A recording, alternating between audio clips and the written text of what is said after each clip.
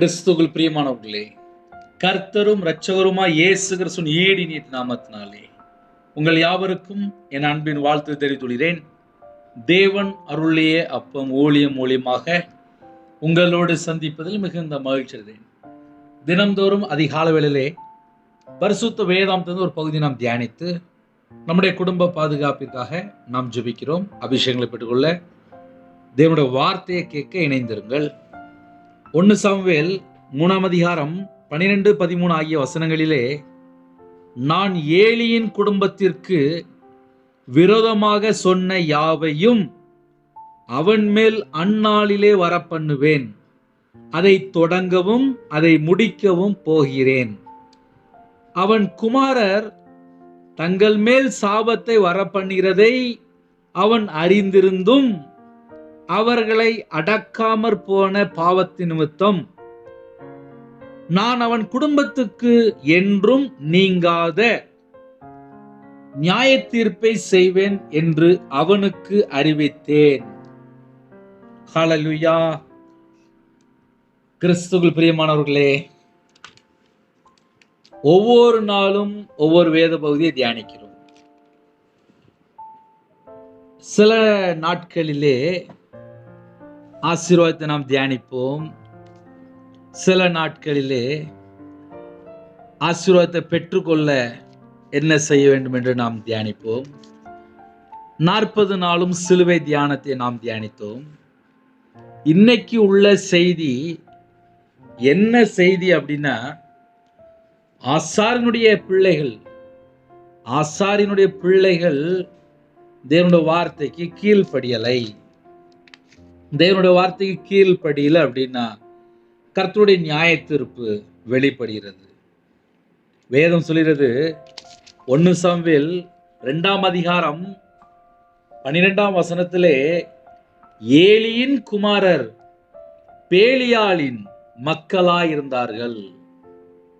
ஒரு குடும்பம் கர்த்தருடைய நியாய தீர்ப்புக்குள்ள ஏன் போகுது, அத முதல்ல புரிந்து கொள்ளணும்.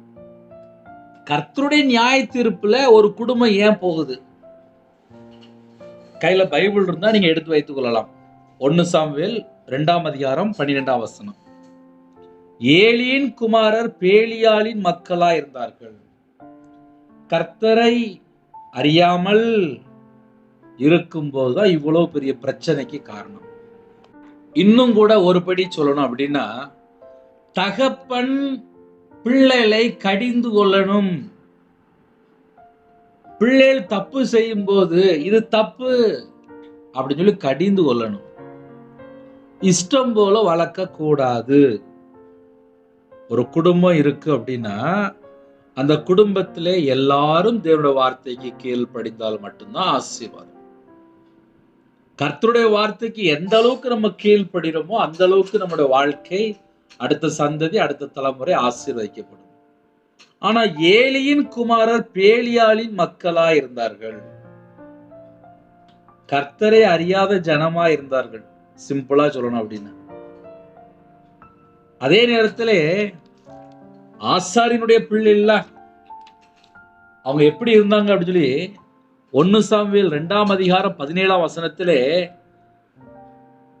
அந்த வாலிபரின் பாவம் கர்த்தருடைய சந்நிதியில் மிகவும் பெரிதா இருந்தது. அந்த வாலிபரின் பாவம் கர்த்தருடைய சந்நிதியில் மிகவும் பெரிதா இருந்தது. ஒரு மனுஷன் பாவம் பண்ணிட்டே இருக்கும்போது அது கர்த்தருடைய சந்நிதியில போய் எட்டிரும். அப்போ ஏலி பிள்ளைகளை கடிந்து கொள்ளவில்லை. சொல்றாரு ஆனா கேட்கல, பிள்ளைகள் கேட்கல. நார்மலா சொல்றாரு ஆனா கேட்கல. 1 சாமுவேல் 2 அதிகாரம் 24 வசனத்திலே, என் குமாரரே வேண்டாம், நான் கேள்விப்படுகிற இந்த செய்தி நல்லதல்ல, கர்த்தருடைய ஜனங்கள் மீறி நடக்கிறதுக்கு காரணமா இருக்கிறீர்களே அப்படின்னு சொல்லி முடிச்சிட்டார். ஏலினுடைய பிள்ளைகள் என்ன பண்றாங்க அப்படின்னா, கர்த்தருடைய வார்த்தையை மீறி ஸ்திரீகளோடு சயனிக்கிறதையும் கேள்விப்பட்டு, ஏலிக்கு எல்லாம் தெரியுது. ஆனால் பிள்ளைகளை இப்படிப்பட்ட பாவம் பண்ணியாச்சு அப்படின்னா தேவனோட தண்டனை வரும் அப்படின்னு சொல்லி அங்க நார்மலா சொல்றாரு. என் குமாரரே வேண்டாம், நான் கேள்விப்படுகிற இந்த செய்தி நல்லதல்ல, கர்த்தருடைய ஜனங்கள் மீறி நடக்கிறதுக்கு காரணமா இருக்கிறீர்களே, கர்த்தருடைய ஜனங்கள் மீறி நடக்கிறதுக்கு காரணமா இருக்கிறீர்களே அப்படின்னு ஒரு வார்த்தை மட்டும்தான் பையன்ட்ட சொல்றாரு.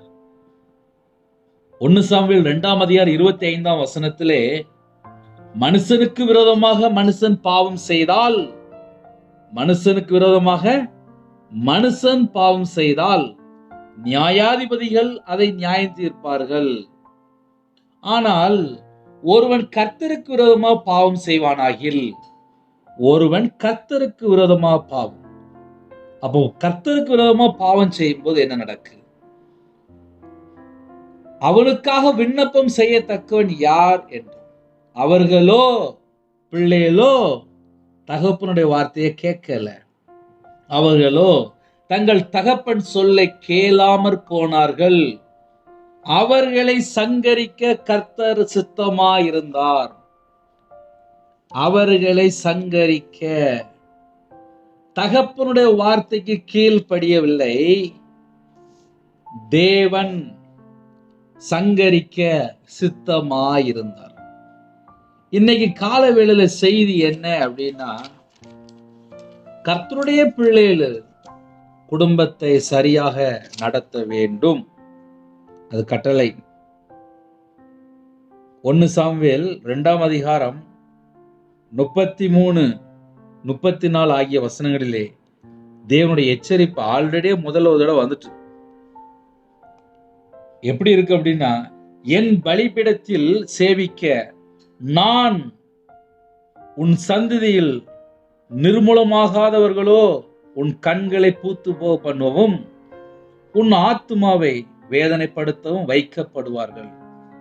உன் வம்சத்தில் உள்ள யாவரும் வாலா வயதிலே சாவார்கள், வாலா வயதிலே சாவார்கள்.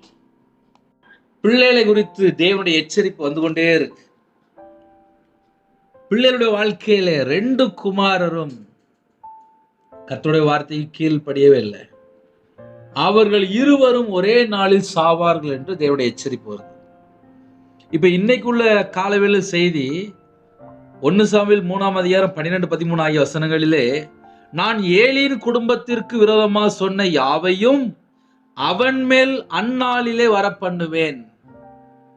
ஒரு எச்சரிப்பு வரும்போது உடனே பிள்ளைகளை கண்டித்து, இனிமேல் இப்படிப்பட்ட பாவம் செய்யக்கூடாது, கர்த்தருக்கு பிரியமில்லாம நடக்கிறீங்க, கர்த்தரை அறியாம இருக்கிறீங்க, பேலியாளின் மக்களா இருக்கிறீங்க, துன்மார்க்கமா வாழ்றீங்க, விபச்சாரத்துல ஈடுபடுறீங்க, இது அருவருப்பான பாவம், இப்படி செஞ்சீங்கன்னா தேவனுடைய தண்டனை வந்துடும் சொல்லி தகப்பன் பிள்ளைகளை கடிந்து கொண்டு சிட்சித்து வளர்த்திருந்தால் தேவனுடைய தண்டனை வராது. அவங்க மனம் திரும்பி அவங்க பாவ மன்னிப்பை பெற்றுக்கொண்டு தேவனுடைய கரத்துக்குள்ளே அடங்கியிருந்தால் கர்த்தரிடத்துல இரக்கங்களை பெற்றுக்கொள்ள முடியும். ஆனா ஏலியினுடைய பிள்ளைகள் கேட்கல, ஆசாரியின் சொல்லி கேட்கல. தேவனுடைய மனுஷன் ஒருவன் ஏலியிடத்தில் வந்து, கர்த்தர் உரைக்கிறது என்னவென்றால் உன் பிதாவின் வீட்டார் அப்படி சொல்லி ஆரம்பிக்கிறார். 1 சாமுவேல் 2ஆம் அதிகாரம் 27ஆம் வசனத்திலே எச்சரிப்பு வந்துட்டு 2வது முறை சாமுவேல் என்னும் பிள்ளையாண்டான். கர்த்தர் அவனை கூப்பிட்டு சொல்றாரு, இந்த மாதிரி இந்த சந்ததி அழிக்க போறேன், நான் ஏலியின் குடும்பத்திற்கு விரோதமா சொன்ன யாவையும் அவன் மேல் அந்நாளிலே வர பண்ணுவேன், அதை தொடங்கவும் அதை முடிக்கவும் போகிறேன். ஒரு வருத்தமான செய்தி தான். எப்படி வருத்தமான செய்தி அப்படின்னா, பிள்ளைகளு தேவனுக்கு பிரியமானபடி வாழ்ந்தால் தீர்காயுசு, இது ஒரு பாயிண்ட். கர்த்தரை மறந்து இல்லை கர்த்தரை அறியாமல் பேலியாளின் மக்களா வாழ்ந்து ஒரு விபச்சாரத்துக்குள்ளேயோ கர்த்தரை விட்டு தள்ளி போய் பலவிதமான பாவத்துக்குள்ளே சிக்கி கொள்ளும் போது தேவனுடைய எச்சரிப்பு எப்படி வருதுன்னா, பாதி வயதிலே வாலா வயதிலே சாவார்கள். இருவரும் சாவார்கள், ஒரே நாளிலே சாவார்கள். ஓப்னி பினேகாஸ் 2 பேருமே. அப்ப இதுக்கு காரணம் என்ன? ஏலியின் குடும்பத்தின் மேல் நியாய தீர்ப்பு. இஸ்ரவேலின் நியாயாதிபதியாக அல்லது முக்கிய நிர்வாகியாக ஏலி விளங்கினான். ஏலியினுடைய வேலையே முக்கியமான ஒரு வேலை. ஆனா பிள்ளைகளை சரியா வழி நடத்தல. அவன் குமாரர் தங்கள் மேல் சாபத்தை வர பண்ணுகிறதை அவன் அறிந்திருந்தும், அதுல ஒரு முக்கியமான வேர்டு வருது, தகப்பன் அறிந்திருந்தும் அவன் குமாரர் தங்கள் மேல் சாபத்தை வர பண்ணுகிறதை அவன் அறிந்திருந்தும். அப்ப ஏலிக்கு தெரியும், என் பிள்ளைகள் மேல ஒரு சாபம் வருது அப்படின்னு சொல்லி தெரியும்.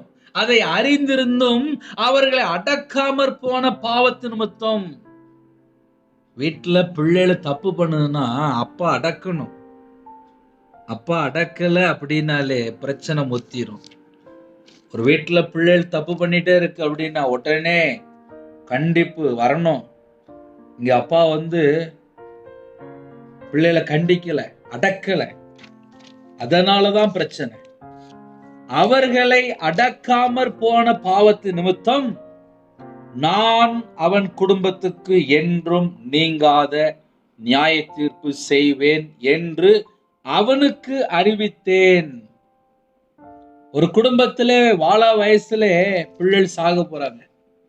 அத சொல்றாரு, உன் பிள்ளை நீ அடக்கலையப்பா, உன் பிள்ளையோட வாழ்க்கையில சாபம் வருஞ்சு உனக்கு தெரியும்ல, உன் பிள்ளைகள் பாவம் பண்ணுதுல, நீ ஏன் அடக்கல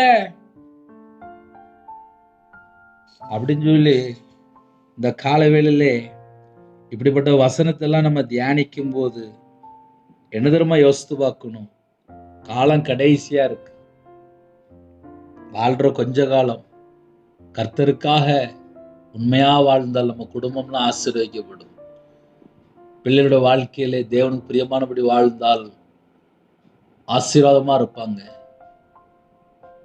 கர்த்தரை அறியாமல் விபச்சார பாவத்துக்குள்ளேயோ இல்ல அம்மா அப்பா பிள்ளைகளை அடக்காமல் இஷ்டம் போல வளர்த்தாலோ கர்த்தருடைய நியாய தீர்ப்பு வெளிப்படுகிறது என்பதை இந்த செய்தி மூலியமாக நாம் அறிந்து கொள்ள முடியும். ஒரு வேத பகுதியை நம்ம தியானிக்கும் போது அதுல நம்ம எப்படி யோசித்து பார்க்கலாம் அப்படின்னா, ஏலியின் குடும்பத்திற்கு விரோதமா சொன்ன யாவையும் அவன் மேல் அந்நாளிலே வர பண்ணுவேன். நியாய தீர்ப்பு வெளிப்படுகிறது. அதை தொடங்கவும் அதை முடிக்கவும் போகிறேன். அவன் குமாரர் தங்கள் மேல் சாபத்தை வர பண்ணுகிறதை ஏலி அறிந்திருந்தும்